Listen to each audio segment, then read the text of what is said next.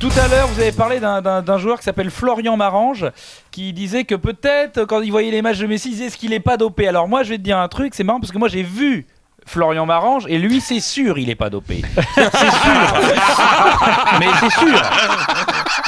Le mec, il enchaîne un match tous les 100 jours et franchement, déjà, il a du mal à finir. Donc, il est pas dopé. Hein. Enfin, j'espère qu'il est pas dopé parce que sinon, faut vite retirer ça de la circulation. On a parlé du derby de Lisbonne, appelé le Bacalao, comme on dit là-bas. Très sympa petit derby. Et le Bayern, moi, ce qui m'a ennuyé par rapport à ça, Bayern, c'est que le Bayern, ils veulent pas Mourinho parce qu'il est pas dans la construction. Et je trouve pas ça très sympa. Déjà, un Portugais lui dire qu'il est pas dans la construction. Le mec, c'est terrible, quoi. Je veux dire, c'est affreux. C'est une tradition chez eux. Tu peux pas lui dire ça, le mec. Bon, bon, je me mets à sa place. Ça va pas être facile. Tu sais que vous avez un nouveau producteur de cette émission qui est portugais. Qu'est-ce qu'on s'en fout.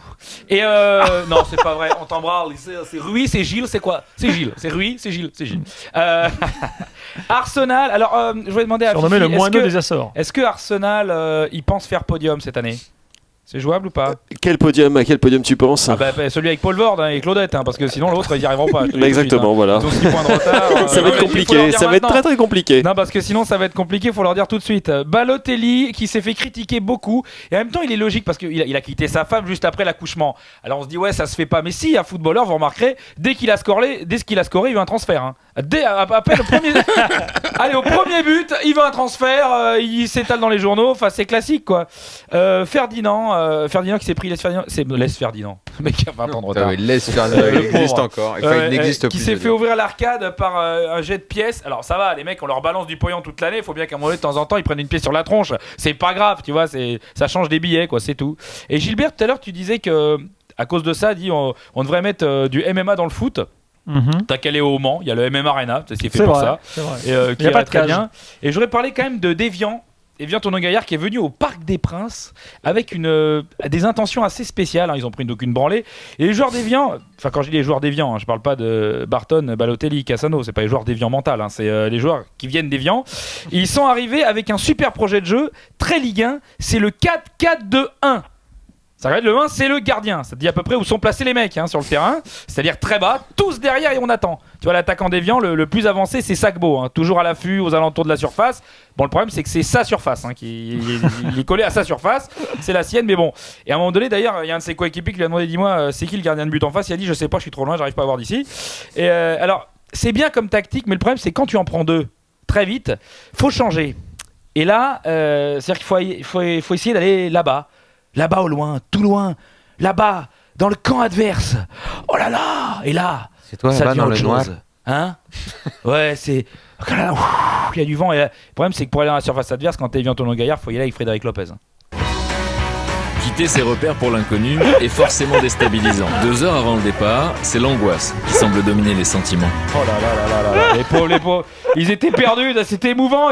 Ils sont revenus après, ils avaient des souvenirs plein la tête et tout. Ils sont allés 2 fois, tu vois, mais ils ont dit on y retournera peut-être un jour, peut-être. Non, déconnez pas, restez là où vous êtes, dans votre surface de réparation, vous êtes très bien. Et je vais revenir à du vrai foot. Messi, alors tout le monde se raconte avec Messi, il a battu le record de Gerd Müller. Pardon, mais Falcao, il a fait encore plus fort. Falcao, il a mis un triplé alors que lui, il jouait déjà à l'époque de Gerd Müller, Falcao. T'imagines? C'est-à-dire qu'aujourd'hui, Falcao, il doit avoir 60 ans et il met encore des buts. Et il mérite pas le respect, lui. Ah là, vous faites de la peine, tiens. Je voudrais finir avec un jeu, le grand jeu Noël RMC. Bonjour, donc le grand jeu Noël RMC. Donc on a un auditeur. Alors bonjour Jean-Luc. Bonjour. Oui, bonjour Jean-Luc. Qui tu choisis comme intervenant? Je choisis Eric Dimeco. Ah, une tronçonneuse multilame Husqvarna qui coupe, tranche, émince, écarie et tailla de tout ce que l'on a dans la maison. T'es content Jean-Luc? Ah bah oui, beaucoup. Un deuxième auditeur, alors nous avons Bernard. Oui, bonjour. Alors Bernard, qui tu choisis? Coach Courbis. Ah Bernard, Coach Courbis t'offre un bracelet électronique A0 qui bip et qui s'allume quand on l'éloigne de la maison. Tu as des enfants? Ah j'en ai 2. Et ben voilà, ils pourront plus s'éloigner trop loin. Voilà, et un dernier cadeau. Stéphane, tu es là? Ouais. Alors Stéphane, qui tu choisis? Je choisis Jean-Michel Arquet. Ah ben Jean-Michel t'offre un déambulateur à crampons antidérapant pour jouer sur terrain synthétique. Voilà, et écoute, écoutez, bonne soirée et à la semaine prochaine pour un nouveau Noël. Messieurs, c'était la dernière de Julien Cazard.